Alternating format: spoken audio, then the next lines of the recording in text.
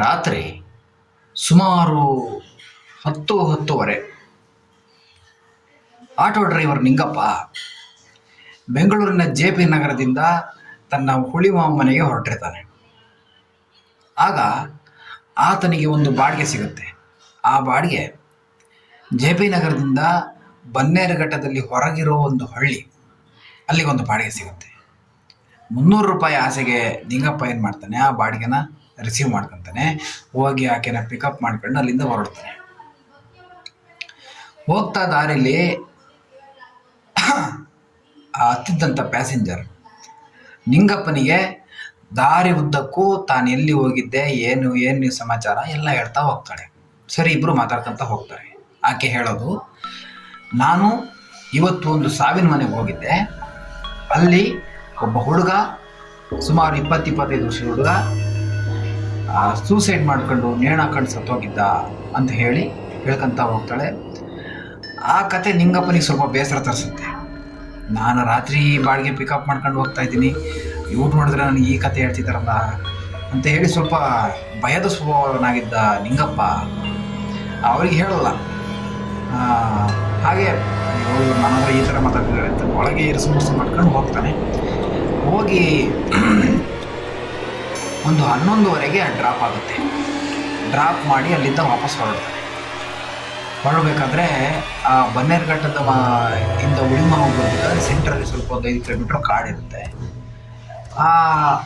ಅಲ್ಲಿಂದ ಬರುವಾಗ ನಿಂಗಪ್ಪನಿಗೆ ಒಂದು ಧ್ವನಿ ಕೇಳಿಸುತ್ತೆ. ಸಾರ್, ಎಲ್ಲಿ ಕರ್ಕೊಂಡು ಹೋಗ್ತಿದ್ದೀರಾ ಸಾರ್ ಅಂತ ಒಂದು ಧ್ವನಿ ಕೇಳಿಸುತ್ತೆ. ನಿಂಗಪ್ಪನಿಗೆ ಕನ್ಫ್ಯೂಸ್ ಆಗುತ್ತೆ. ನಾನು ಯಾವ್ದಾದ್ರು ಬಾಡಿಗೆ ಹಾಕೊಂಡಿದ್ದೀನಿ ಅಂತ ಹೇಳ್ಬಿಟ್ಟು ಒಂದು ಕ್ಷಣ ಹಿಂದಕ್ಕೆ ತಿರುಗಿ ನೋಡ್ತಾನೆ. ಆಟೋದೊಳಗೆ ಯಾರೂ ಇಲ್ಲ.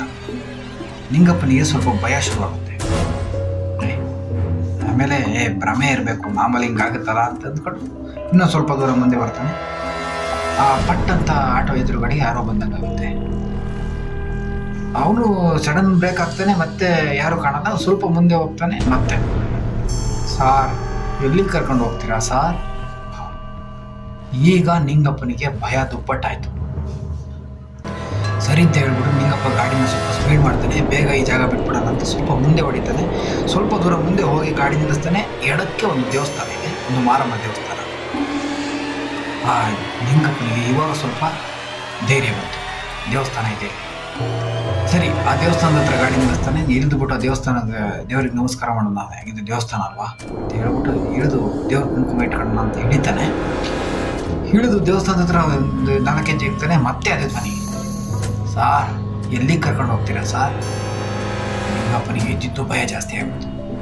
ನಾನು ದೇವಸ್ಥಾನದ ಹತ್ರ ಬಂದಿದ್ದೀನಿ, ಗಾಡಿಯಲ್ಲಿ ನಿಲ್ಲಿಸಿದ್ದೀನಿ, ಆದರೂ ಕೇಳಿಸ್ತಾ ಇದೆಯಲ್ಲ ಹೇಳ್ಬಿಟ್ಟು, ಇಲ್ಲಿ ಯಾರೋ ನಿಯರ್ ಇದ್ರೆ ನಮ್ಮ ಹುಡುಗರು ಯಾರಾದ್ರು ಬರ್ತಾರೆ ಅಂತ ಫೋನ್ ತೆಗಿತಾರೆ. ಫೋನ್ ತೆಗೆದ್ಬಿಟ್ಟು ಫೋನ್ ಓಪನ್ ಮಾಡ್ತಾರೆ. ನೋಡಿದ್ರೆ ಹೆಂಡತಿ ಕಾಲಲ್ಲಿದ್ದಾರೆ. ದಾರಿ ಉದ್ದಕ್ಕೂ ಈ ಪಿಕಪ್ ಮಾಡ್ಕೊಂಡು ದಾರಿ ಬರಬೇಕಾದ್ರೆ ಅವನ ಹೆಂಡತಿ ಹತ್ರ ಮಾತಾಡಿರ್ತಾನೆ. ಅವನ ಹೆಂಡ್ತಿದ್ದೇನು, ನನ್ನನ್ನು ಟೂರಿಗೆ ಕರ್ಕೊಂಡು ಹೋಗು, ಆಯ್ತಮ್ಮ ಕರ್ಕೊಂಡು ಹೋಗ್ತೀನಿ ಅಂತ ಹೇಳ್ಕೊಂಡು ಬಂದಿರ್ತಾನೆ. ಆ ಡ್ರಾಪ್ ಮಾಡಿ ದುಡ್ಡಿಸ್ಕೊಂಡು ಬರೋದಲ್ಲಿ ಈ ಕಾಲ್ ಇರೋದನ್ನ ಮರೆತು ಮೊಬೈಲ್ ಜೋಬ್ ಇಟ್ಕೊಂಡಿರ್ತಾನೆ. ದಾರಿ ಬರಬೇಕಾದ್ರೆ ಇವ್ನು ಮಾತಾಡ್ತಿರಲ್ಲ, ಅವ್ನ ಹೆಂಡತಿ ಏನೋ ಒಳಗೆ ಮನೆಗಿರೋ ಕೆಲಸ ಮಾಡ್ಕೊಂಡು ಅದೇ ಡೈಲಾಗ್ ರಿಪೀಟ್ ಮಾಡ್ತಿರ್ತಾರೆ. ಎಲ್ಲಿ ಕರ್ಕೊಂಡು ಹೋಗ್ತೀರಾ ಸಾರ್ ಟೂರು, ಎಲ್ಲಿ ಕರ್ಕೊಂಡು ಹೋಗ್ತೀರಾ? ಆಗ ಅಯ್ಯೋ ನೀನು ಹಂಗಂತಿರೋದು ಅಂತ ಹೇಳ್ಬಿಟ್ಟು ಕಟ್ ಮಾಡಿ ಗಾಡಿ ಎತ್ತಾನೆ ನಿಂಗಪ್ಪ. ಕತೆ ಇಷ್ಟ ಆದರೆ ಶೇರ್ ಮಾಡಿ.